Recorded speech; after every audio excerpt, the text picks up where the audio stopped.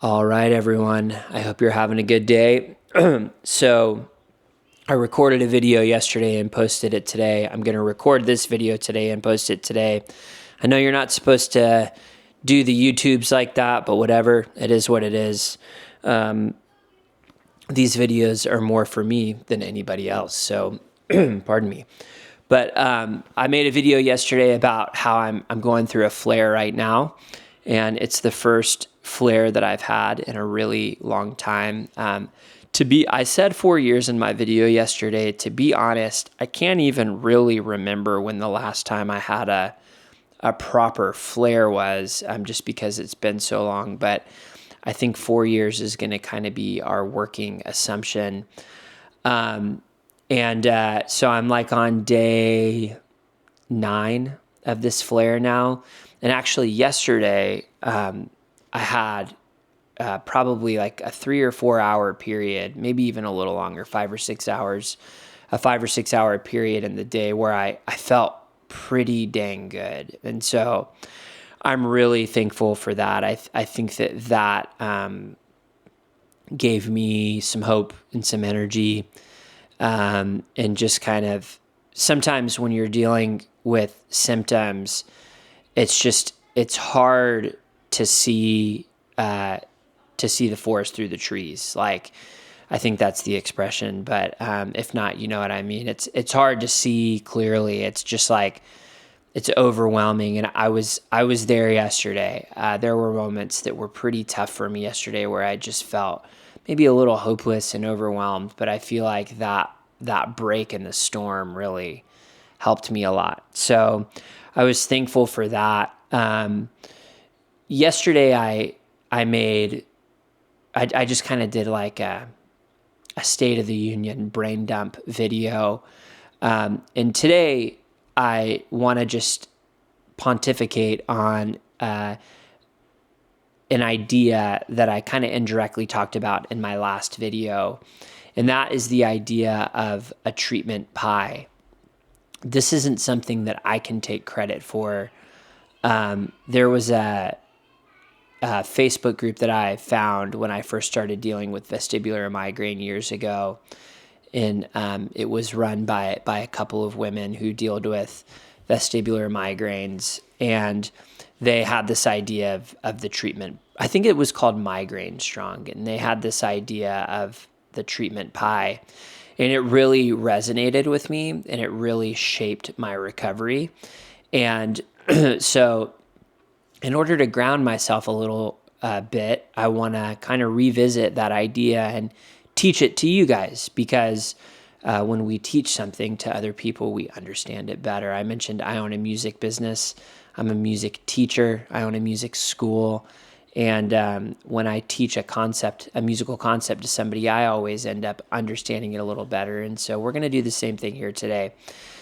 There's not much to teach. It's a pretty simple idea, but I think the presupposition or the premise that we need to have about this treatment pie is that very rarely is there a magic bullet. There's not one thing necessarily that's going to make you feel like your old self again. All right.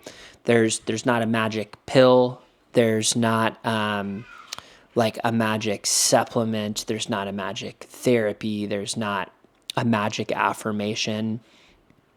All of those things can help, right? Obviously, medication helps. And sometimes people do take medications and it probably does feel like a magic pill. But I think very rarely is that the case. It's a combination of a bunch of things that help us recover and help us get better.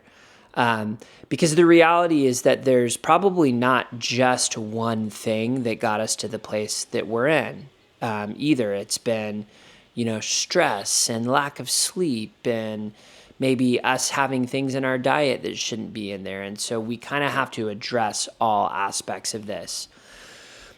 So when I think about my recovery, the first time I went through this, it involved a lot of different things. It involved medication. It involved therapy. It involved alternative therapies. It involved mindset. It involved creativity. It involved a whole bunch of different things. And so I was reminded of that after I made the video that I made yesterday and was reflecting on what I said and how I'm going to move forward. I was reminded that I need to rebuild my treatment pie. And so now that I've kind of taught you what a treatment pie is or what the concept is, I'm going to tell you what my treatment pie is going to be this time. So the first thing is going to be medication. So I've already started taking propranolol, and I'm excited. I get to start Diamox again today, which helped me last time. And so I'm really excited to get on that medication. And then I also took some Zofran yesterday for the nausea, because that's been a really bad symptom for me this time. In fact, I don't remember my nausea being as bad last time as it was this time. And that actually really helped me. So I was really excited about that. It just kind of took the edge off. And then I'm on a bunch of different supplements as well. And leading up to this, I probably hadn't been as consistent with those supplements as I should, but I do CoQ10, omega-3s, B12, vitamin D, and some others. I do NAC, acetyl L-cysteine. I think I pronounced that correctly. And this anxiety one called Anxiety. It's like a mixture of herbs and stuff like that. And then I just introduced a migraine one into my regimen today, but with like feverfew and butterbur in it. But so those supplements are going to be a part of what I do too. So the first part, medication. Second part, hydration. I know that a lack of hydration is part of what got me back to where I'm at. So I bought a big ass water bottle today. It's like a gallon size water bottle, or I bought it yesterday on Amazon and it came in the mail today. And I'm going to fill that up with water and electrolytes. And I'm just going to chug that and drink a lot of water. I also forgot to mention one of my supplements is I'm doing salt pills again. So we've got medication, we've got hydration. Creativity is a big one for me. And so that's the reason why I'm making these videos, is because getting what's in here out of my mind and kind of into the world, I really feel like that helps me to process life better. And it helps like lighten the load on my nervous system because I'm not holding all of this stuff in. So other things that I do, like I love to write music. If I have the energy, I'll probably do morning pages. But I'm also trying not to like exhaust myself with this list of things that I have to do. These videos seem like the easiest medium because I'm comfortable just talking. I'm a good rambler. So you guys are like, yeah, he's a good rambler. But anyway, so creativity is going to be a part of it. Meditation is going to be a part of it. And I feel like that's really important, both from a nervous system perspective, but also just like a mindset perspective. Like meditation has taught me a lot over the years. And so I'm going to do that. Some vagus nerve stuff. I have a device called a Pulsetto. And so I'm going to put that back in my regimen and do that twice a day. And you can read more about that. I might do some different, I might do a review on that device. So just to tell you a little more about it, but, so we've got medication, hydration, creativity, meditation. We've got like alternative therapies like the Pulsetto. And then I'm also going to stretch as well. I feel like I was reminded of how much the tightness in my neck and my shoulders is a symptom, that coat hanger pain that I talked about in my last video. And it's hard to know if that tightness causes the migraines in part, or if it's a symptom of the migraines. So I tend to think that it's a cause. Whenever I've gone through a big flare like this in the past, it's always been precipitated by tightness in my neck and my shoulders. And I think that stress has to do with that too. Meaning stress leads to that tightness, and then the tightness leads to the migraines. But so anyway, stretching is going to be a part of it as well. And then I'm going to hit the pause button on exercise and do more, not totally, but I'm going to walk when I can. I feel like walking is good for my body and my mind. So that is going to be my treatment pie. And so definitely not an expert on any of this stuff, but I am someone who's gone through this before and had some success, and being reminded of the things that I feel like got me well again. And so if you're going through this for the first time, I would just encourage you to draw out that treatment pie, and in fact, I'll post in the notes below like a blank one that you can even print out and fill out. And like make your treatment pie. What's going to be on your treatment pie?